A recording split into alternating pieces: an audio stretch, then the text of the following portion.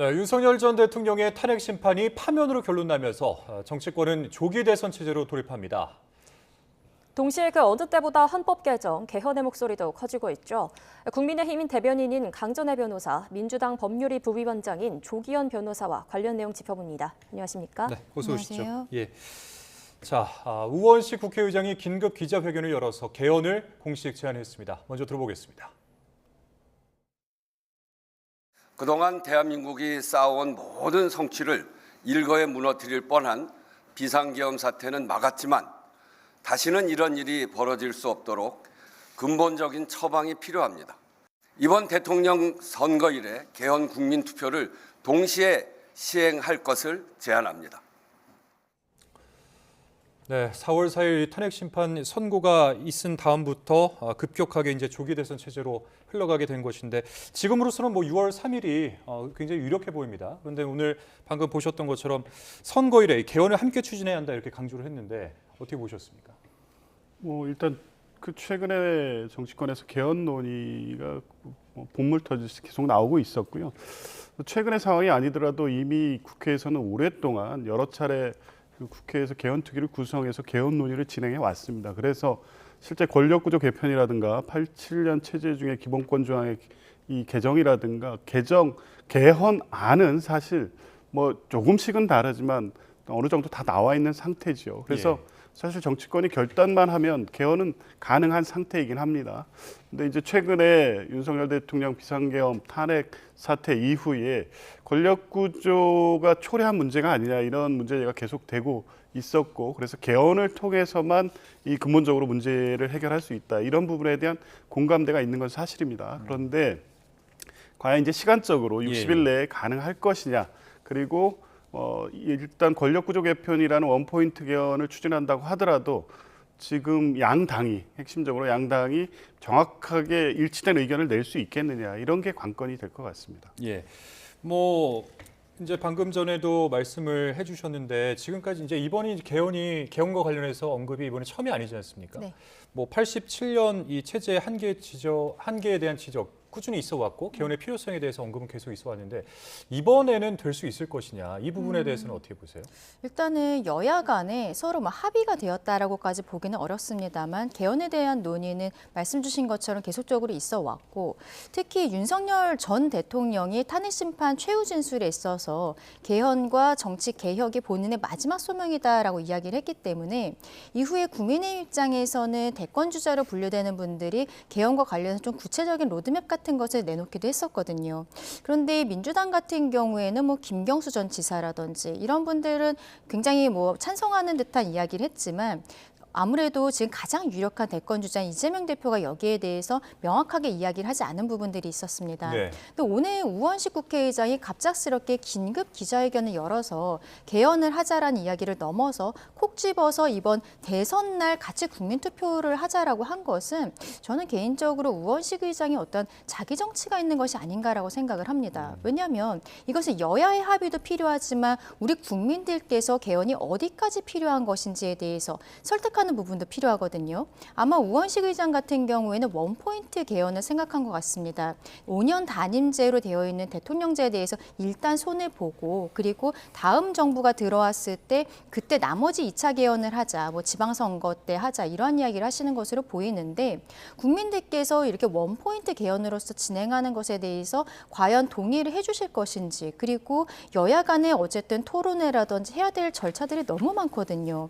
근데 당장 민주당이든 국민의힘이든 그리고 다른 소수 정당 같은 경우에도 당내 경선 같은 것들로 굉장히 바쁜 상황이 됩니다. 그럼 실질적으로 이루어지긴 조금 어렵다라고 생각을 하는데 우원식 의장 역시 민주당 내에서 대권 주자로 분류가 되는 분이기 때문에 본인이 그동안에 어떤 최근에 가졌었던 계엄 해제 표결 과정에 있어서의 절차적인 정당성을 지키는 중립적인 모습들 이런 것으로서 윤석열 대통령이 이야기했던 개헌, 국민의힘에서 지금 논의가 되고 있는 것을 민주당으로 가져오면서 본인의 입지를 지금 정치적으로 만들려는 것이 아닌가 오히려 그렇게 보이는 부분들이 있습니다. 그러니까 이제 계엄이 선포되고 탄핵 심판이 쭉 이어져 오는 그 과정에서 국민의힘에서도 네.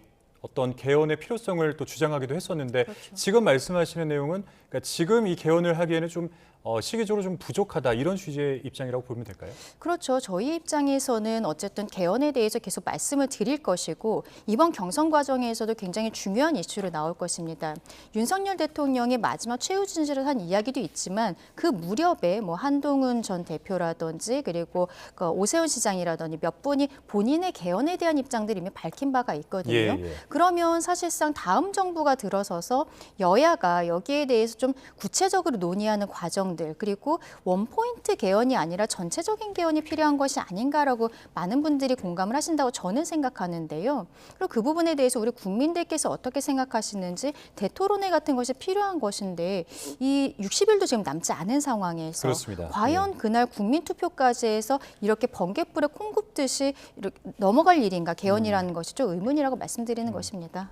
네, 말씀하셨듯이 이제 60일 정도 대선까지 남았는데 변호사님이 보시기엔 이 38년 동안 무위 체제에 그쳤던 개헌이 이제 가능할 거라고 보십니까?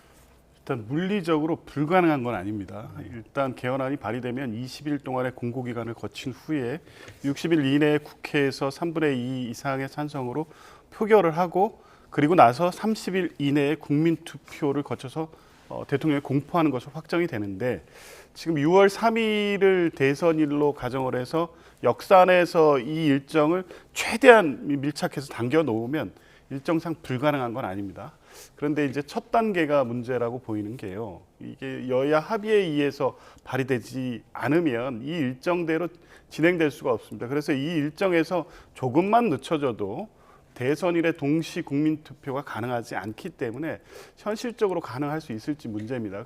지금 이제 국민의힘에서는 대통령의 어떤 권력을 좀 분산하는 것, 전통적으로 논의해 왔던 그리고 임기를 4년 중임제로 하는 것, 공감대가 상당히 형성돼 있는 어떤 개헌안에도 불구하고 최근에는 이번 탄핵 사태를 사실상 본질이 아닌 의회 권력의 이 과도화 이 부분을 견제하는 개헌이 필요하다는 의견을 내놓고 있습니다. 그러면 지금까지 논의되었던 개헌안과는 좀 다른 입장을 지금 내고 있기 때문에 여야가 특히 오늘 국회의장께서 제안한 원포인트 개헌은 권력구조 개편에 집중될 수밖에 없는데 지금은 정치적 이해관계를 달리 보고 개헌안에 접근하고 있는 상황이어서 합의된 개헌안을 내기가 쉽지 않을 것 같습니다. 그러면 첫 단계에서 일정이 어그러지기 때문에 6월 3일까지 이 절차를 진행하는 것은 쉽지 않을 가능성이 높습니다. 쉽지 않을 것이다. 그러니까 뭐 아까도 이제 언급을 해주셨는데 이번이 이제 개헌과 관련한 어떤 주장이 처음이 아니기 때문에 지금까지 어떤 초안 단계에서 만들어진 것들이 많이 있다 이런 취지로 아까 말씀을 해주시지 않았습니까? 그런데 이번 이 개헌 주장에 대해서 뭐 대통령 임기를 3년으로 줄이자. 그래서 이제 2028년에 다음 총선 때 같이 치르자 뭐 이런 주장도 있었고 그런 점에서 이제 국민의힘은 아까 이제 저희가 표로도 정리를 해드리기도 했었는데 임기 단축 후에 이제 4년 중임제로 가자 이런 방향인 건가요?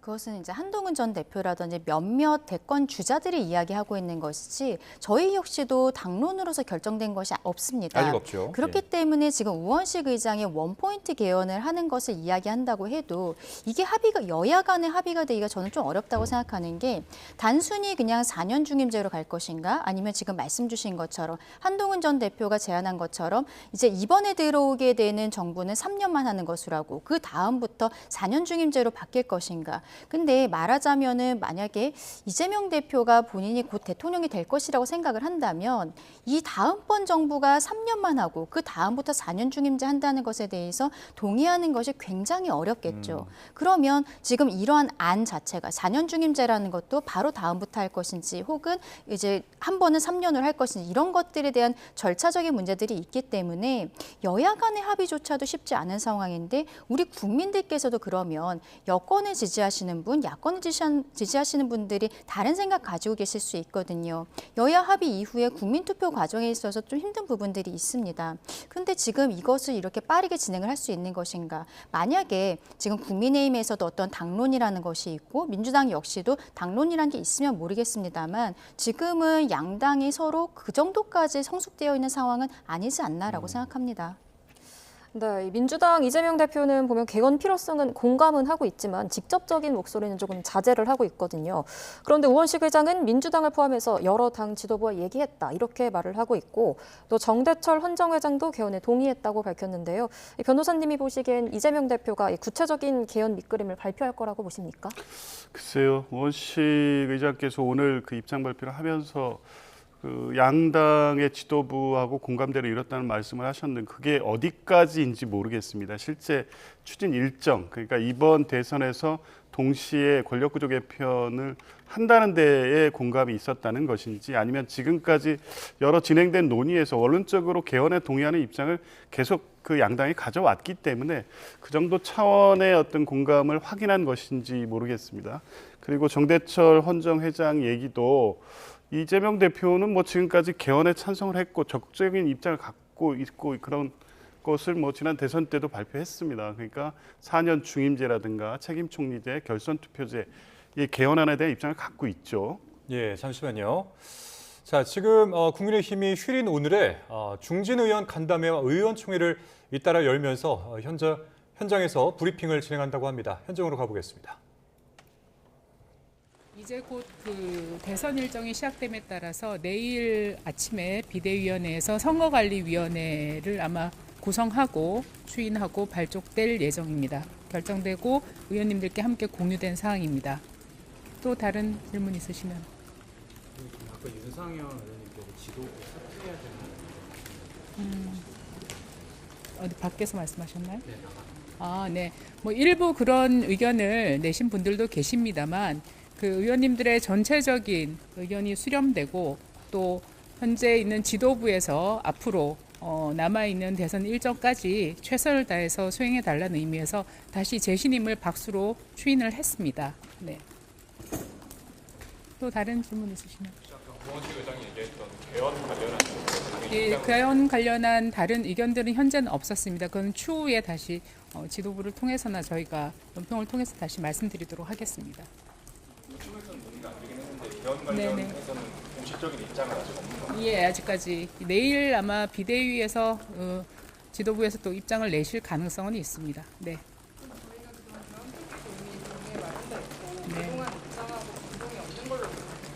네, 그렇습니다. 네네. 개헌에 대한 우리 당의 기본적인 입장은 변함이 없습니다. 네.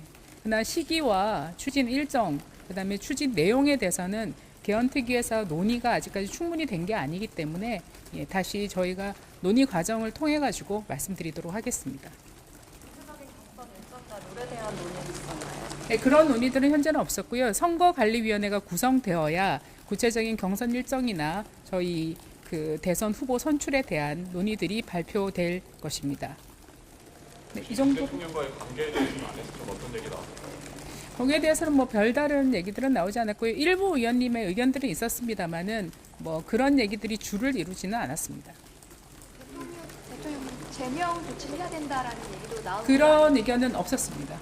네, 의총장에서는 없었습니다. 탄핵 찬성 의견을 표했던 의원들에 대한 징계 관련한 뭐 징계까지 거론하지는 않았었고요. 뭐 일부 당론과 배치되는 것에 대한 의원님들의 의견은 있었습니다만 그것도 지도부에 일임하는 것으로 중론이 모아졌습니다. 네. 오늘 윤 전 대통령이 뭐 여러 분격을 지키겠다 이런 식의 메시지를 냈는데 민주당에서는 뭐 그거를 선동하는 거냐 이런 식의 반응이 나왔습니다. 혹시 이거 관련해서는 뭐 보여주실 게 있으신가요? 대통령으로서 국민을 사랑하는 마음은 그 현직 대통령이나 전직 대통령이나 같은 마음이실 거라고 생각합니다. 그런 취지에서 말씀하신 거라고 이해하고 있습니다. 네, 이상 이것으로 마무리하도록 하겠습니다. 수고하셨습니다. 네, 서지영 원내대변인의 간략한 브리핑을 듣고 오셨습니다. 자, 오늘 이 국민의힘 중진의원 간담회가 있었고 이 자리에서 대통령 파면 사태와 관련된 이 수습책을 논의한 것으로 전해지고 있는데, 자, 잠시 정리를 해드리면은 현재 지도부 박수로 재신임 추인을 받았다 이런 내용도 있었고요. 그리고 개헌에 대한 입장은 변함이 없다. 그리고 대통령 제명 의견은 의원총회에서 없었다. 뭐 이런 내용들의 정리가 있었습니다. 관련 내용은 더 들어오는 대로 정리되는 대로 이어지는 뉴스에서 정리를 해드릴 텐데, 자, 강 변호사님, 뭐 네. 개헌에 대한 입장은 변함이 없다. 네. 현재로서는 선관위를 구성 후에 경선 일정과 후보 선출을 발표할 예정이다. 뭐 이런 정리를 해주셨는데 이거 어떻게 들으셨습니까? 일단은 지난 금요일에 윤석열 전 대통령에 대한 파면 결정 이후에 비상의원총회가 있었거든요. 당시에는 여기까지 좀 이렇게 논리적으로 이야기를 하기보다는 감정적인 토로들이 좀 많았었습니다. 그때는 뭐 패족이라는 등 혹은 10년 동안은 우리가 후보를 내지 말아야 되는 것이 아니냐, 그리고 탄핵에 찬성한 의원들과 계속 함께하기 어려운 것이 아니냐, 이런 형태의 이야기들이 나왔었기 때문에 그날은 구체적인 향후의 방향에 대해서 이야기한다기보다는 그 정도로 하고, 그 권성동 원내대표가 하루 이틀 정도 시간을 갖고 다시 이야기하자 해서 오늘 의원총회가 열렸던 것이거든요.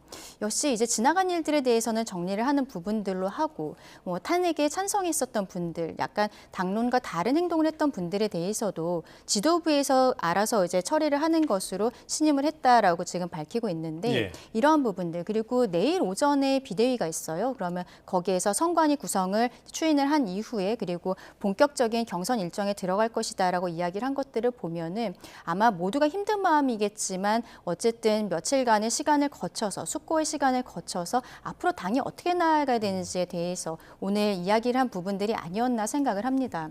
국민의 입장에서는 어쨌든 대통령이 2명이나 파면이 되는 과정들을 겪었고 지지자들께서 많이 이제 힘든 시기를 보내시고 계시는데, 저희가 대선 후보를 내면 안 되는 거 아니냐라고 민주당에서도 이야기를 하고 있지만 이 부분에 대한 책임, 이런 것들 우리 국민들께서 표로 심판하신다라고 생각을 하거든요. 그렇다면은 저희들도 쇄신하는 모습, 그리고 만약에 이 대선 과정에서 어떤 결과가 나오던지 간에 대한민국 보수 정당으로서 나아갈 방향에 대해서 이번 대선 과정에서 보여드려야 된다는 책무를 가지고 있기 때문에 예. 향후 이 부분에 있어서 똘똘 뭉쳐서 함께 가는 모습 보여드릴 수 있지 않을까 생각합니다. 그러니까 뭐 서지영 원내대변인의 브리핑 내용과 관련해서 한 가지 더 여쭤보면은 이 개헌과 관련해서 뭐 입장 변화가 없다, 이제 네. 이렇게 이제 밝혔다고 전해지고 있는데, 그러니까 개헌의 필요성 자체는 인정을 하지만 그렇죠. 뭐 개헌의 시기나 그리고 어떤 방법으로 개헌을 할 것인가, 이 부분에 대해서는 개헌 특위를 통해서 좀 더 논의를 하겠다라는 입장인 거거든요. 맞습니다. 그러니까 어떤 논의가 오갈지 이 부분 한번 예측해 볼 수 있을까요?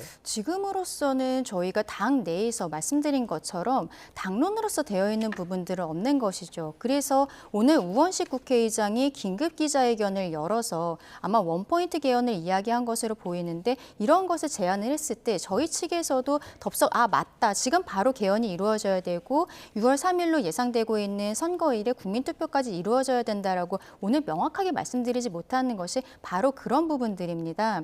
이것은 여야 간의 협의가 일단 먼저 있어야 되는 부분들이 있습니다. 예. 국민의힘 혼자서 단독으로 생각해서 된다는 것도 아니고요. 그리고 그 이후에 우리 국민들께서 어느 정도까지 공감을 해주실지에 대해서도 생각을 해봐야 되는 부분인데, 지금까지 87 체제에 대해서 문제 제기는 계속적으로 있었지만 우리가 국민들의 의견을 정식으로 수렴을 한다든지 그런 국회에서의 과정들은 아직 좀 부족한 부분들이 있거든요. 그래서 앞서 말씀드린 것처럼 우원식 의장의 지금 안으로는 저희 당에서도 선뜻 바로 함께하겠다라고 말씀드리기는 어려운 상황인 것으로 그렇게 보입니다. 네, 이제 구체적인 대선 이야기로 넘어가 볼 텐데요. 민주당은 이재명 대표의 출마 선언은 사실상 이제 기정사실이죠. 그런데 그 시점이 관건인데요. 오늘 민주당 사무총장은 이재명 대표 사퇴는 아직 논의된 바가 없다, 이렇게 말을 했거든요. 변호사님 어떻게 보십니까? 예, 아직 구체적인 일정을 발표하기가 어렵죠. 왜냐하면 대선 일정이 뭐 나오지 않았기 때문에요. 아마 8일 국무회의 정도에서 확정할 것으로 예상은 되는데, 그것도 이제 결과를 좀 지켜봐야 됩니다. 그래서 한덕수 권한대행이 빨리 대선 일정 하루라도 빨리 확정해야죠. 60일 이내에 치르도록 되어 있는데 이걸 하루라도 넘기는 것은 실제 국민의 어떤 차기 대권 주자에 대한 선택권을 제한하는 것이기 때문에 하루라도 빨리 해야 됩니다. 그러면 대선 일정이 공고가 되면 그거에 맞춰서 아마 이재명 대표가 사퇴 또 출마 선언, 그 이후에 이 차기 대권 주자로서의 어떤 비전, 이런 걸 발표하는 시간이 이제 순차적으로 진행이 될 텐데, 예. 워낙 짧은 기간 진행되는 일정이기 때문에, 그래서 무엇보다 중요한 것은 한덕수 권한대행이 하루속히 대선 일을 지정해야 된다, 이런 말씀 드리고 싶습니다. 변호사님이 보시기에는 이 사퇴 시기를 조금 저울질하는 이유가 뭐라고 보십니까? 일단 이재명 대표 입장에서 그리고 민주당 입장에서는 윤석열 전 대통령이 탄핵되기를 굉장히 기다렸을 것으로 보이지만 이것이 어쨌든 국민적으로 대한민국 역사상 굉장히 슬픈 일이기 때문에 마치 기다렸던 것처럼 바로 사퇴하겠다 그리고 바로 대선에 나가겠다라고 이야기하는 것에 있어서는 좀 이미지상으로 부담감이 있는 것이 아닌가라고 생각을 합니다. 하지만 이전부터 이미 민주당에서는 이재명 대표의 일극 제재는 계속적으로 지속이 되어 있었고 만약에 조기 대선이 이루어진다면 이재명 대표 이외에 다른 주자가 거의 없다라는 것이 각종 여론조사에서도 보였던 부분들이 있거든요. 지금으로서는 약간의 숨고르기를 하고 있는 것이 아닌가. 그리고 어쨌든 경선을 해서 경선을 흥행시키는 것도 굉장히 중요한 부분인데 당내에서 이재명 대표에 반대하는 모습으로서 경선에 나올 수 있는 사람이 있는지도 의문인 것이죠. 그래서 경선에 나올 만한 사람들을 또 모색하고 있는 상황이 아닌가 그렇게도 보여집니다. 예, 뭐 국민의힘 이야기도 잠깐 해보면 국민의힘도 마찬가지로 이제 대선 체제로 돌입을 하지 않습니까? 근데 그러면서 그런 가운데 민주당에서는 이제 후보 낼 자격조차 없다 이렇게 이제 비판하고 있는 상황인데 이 배경은 아무래도 이제 윤석열 전 대통령 때문이라고 봐야겠죠? 그렇습니다. 이 윤석열 대통령이 그 위헌위법적 비상계엄 그리고 형법상 내란의 피고인으로 재판받는 신분에서 이틀 전에 파면 선고를 받았습니다. 물론 국민의힘은 기본적으로 책임을 통감한다는 입장을 밝혔지만 여전히 지금 취하는 모습을 보면 국민에게 그 상황까지의 집권 여당으로서 과연 이런 상황을 왜 막지 못했는지 그리고 막지 못한 것에 대한 어떠한 책임을 느끼는지에 대해서 진솔하게 사과하지 않았다고 봅니다. 왜냐하면 그 입장을 밝힐 때마다 이 사태의 책임이 민주당에도 있다는 점을 계속 강조하고 그리고 대선 체제로의 빠른 전환을 얘기하고 있습니다. 책임이 있는 세력이지 않습니까? 이 부분에 대해서 국민이 납득할 만한 입장과 설명이 있어야 되는데 그게 없는 상태에서 뭐 지금 대선 체제로 간다고 하면 지금까지의 이 당의 어떤 주류적 주장 그러니까 윤석열 대통령이 파면은 선고받았지만 이 비상계엄이나 내란은 그럴 만한 사정이 있었다 이런 정도의 스탠스를 여전히 유지하는 것으로 보입니다. 국민들은 어제 오늘 국민의힘이 보인 입장을 보면서 그렇게 생각 안 할 수가 없는 상황인 거죠. 사실 원칙적으로 이 국가적 혼란을 초래한 데 있어서 국민의힘이 책임 또한 막중하다고 할 수 있는데 정말 국민들은 이런 당에서 정권을 달라 다시 한번 잘해보겠다 이렇게 할 자격이 있는지에 대해서 묻고 있는 겁니다. 예. 그러면 뭐 당연히 뭐 대선 후보는 내겠고 양당이 경쟁하는 체제가 되겠지만 기본적으로 그 부분에 대해서 어떤 입장을 명백한 사과 입장을 밝히고 잘못된 비상계엄 내란에 대해서 사과하고 다시는 보수 세력에서 그런 일이 없도록 하겠다. 그래서 보수 혁신을 통해서 국민들께 그런 부분에 대한 미래와 희망을 드리겠다. 이런 입장 정도는 있어야 후보를 내고 국민들에게 표를 달라고 할 자격이 생기는 거 아닙니까? 그런 전제가 전혀 없는 상황이기 때문에 과연 무슨 메시지로 대선에서 다시 정권을 달라 이런 얘기를 할지 의문이고요. 결국 그래서 이재명 대표에 대한 공격, 반명 정서에 유일하게 기대해서 이번 대선을 치르겠다는 것 같은데 과연 국민들이 그런 국민의힘을 어떻게 볼지 이런 부분에 대해서 한 번 더 숙고하고 진지하게 성찰해봐야 될 때라고 봅니다. 네, 민주당에서는 뭐 후보 낼 자격조차 없다 이렇게 이제 비판을 하면서 윤 전 대통령의 즉각 제명을 또 주장을 하지 않았습니까? 그러니까 그만큼 이 집권 여당의 책무를 다하지 못했다라는 것을 좀 꼬집는 부분인 건데 아까 의원총회 브리핑 내용을 보면 대통령 제명 의견은 의원총회에서 없었다라고 전해지고 있거든요. 이 부분은 추후에 논의가 될 수 있을까요?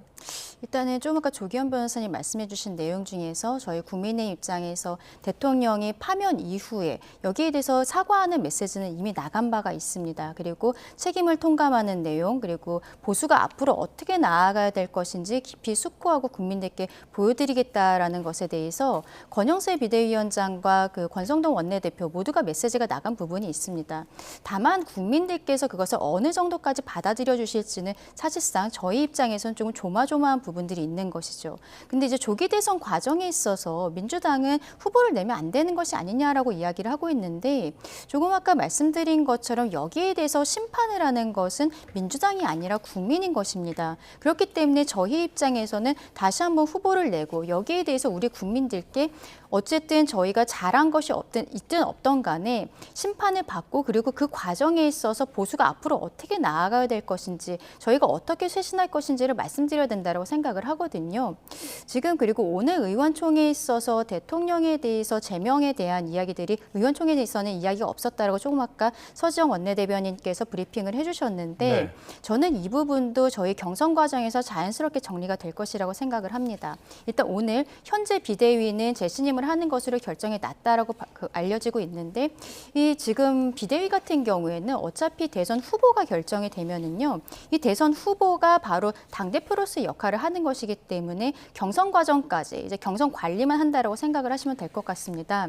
그러면 이 경선 과정에 있어서 대통령에 대해서 윤석열 전 대통령에 대해서 그동안에 지지를 했었던 분들 그리고 처음부터 이제 그 비상계엄 당시부터 반대를 했었던 분들 그리고 헌법재판소의 결정 이후에 마음이 변한 이런 당원분들이 계실 것인데 저희 경선에 아마 나올 것으로 예상되는 후보들 같은 경우에도 여러 가지 생각을 갖고 계신 스펙트럼이 굉장히 넓거든요. 그럼 경선에 있어서 정책적인 부분들도 이야기를 하겠지만 저희 입장에서는 윤석열 전 대통령의 비상계엄과 탄핵 국면 이것을 짚고 넘어가지 않을 수가 없는 것입니다. 예. 그리고 그것이 책임 있는 자세이고 이때 저희가 열어놓고서 토론을 하면서 국민들께 저희들의 마음을 정말로 솔직하게 말씀을 드린다면 그것 자체가 오히려 중도 확장적인 모습들을 보여드릴 수 있는 것이 아닌가. 그리고 그 과정에서 국민들께서 저희를 자연스럽게 심판해 주시지 않을까라고 생각합니다. 네, 조금 진보 진영으로 넘어가 보자면 진보 진영에서는 내일 이제 김두관 전 민주당 의원이 가장 먼저 대선 출마를 선언을 하거든요. 지난해에는 이재명 일극 체제를 비판하기도 했는데 이렇게 김동연 경기지사나 김부겸 전 총리 등과 같이 비이재명계 인사들도 조금 나설 걸로 보십니까? 네, 적극적으로 나설 것으로 봅니다. 물론 뭐 오늘 박용진 전 의원 같은 경우에 불출마 선언을 했고 이 많은 뭐 고심했던 후보들이 다 나오지는 않을 것 같기는 한데요. 적극적으로 나와서 민주당의 어떤 당내 다양성 그리고 이재명 대표 중심으로 지금 운영되었던 민주당의 어떤 향후 과제 이런 부분에 대한 문제 제기를 많이 하겠죠. 저는 그게 뭐 짧은 기간의 경선이고 여러 의제나 이슈가 치열하게 뭐 다투어지기는 쉽지 않은 구조이긴 하지만 분명히 뭐 민주당에도 큰 의미가 있고 대선에서 이 본선에서 정권 교체를 압도적으로 하감에 있어서도 뭐 중요한 의미가 있고 필요하다고 봅니다. 그러니까 민주당이 이번에 뭐 선거 구도가 어떻게 될지는 모르겠지만 지금 상황에서는 국민의힘의 어떤 보수 진영과 민주당의 진보 진영의 1대1 구도 가능성이 높습니다. 지금까지 나오는 지지율이 그대로 간다고 보기는 어렵고 결국 양 진영이 팽팽하게 맞서는 구도라고 하면 지금 지지율에 변동이 생길 가능성이 있고요. 그러면 민주당 안에서 뭐 이 민주당의 이재명 대표를 지지하지만 또 지지하지 않고 아직 유보하는 층 중에 김경수 지사라든가 뭐 김부겸 전 총리라든가 김동연 지사를 지지하는 분들도 있습니다. 이런 분들이 일단 경선을 통해서 서로 경쟁하고 뭉쳐가고 그래서 외연으로 확장해가고 이런 선거 과정을 갈 때 확실한 승리 가능성이 생기기 때문에 많은 분들이 경선에 참여하는 것은 본선에서의 승리 가능성을 높이는 데도 필요하다고 봅니다. 네, 뭐 국민의힘도 한번 살펴보겠습니다. 홍준표 대구시장, 이철우 경북지사는 이미 대권 도전을 시사한 바가 있고 이 외에 이제 잠룡이라 불렸던 인물들이 또 있습니다. 뭐 한동훈 전 대표, 김문수 장관, 오세훈 서울시장. 자, 누가 경쟁력이 있다고 보십니까?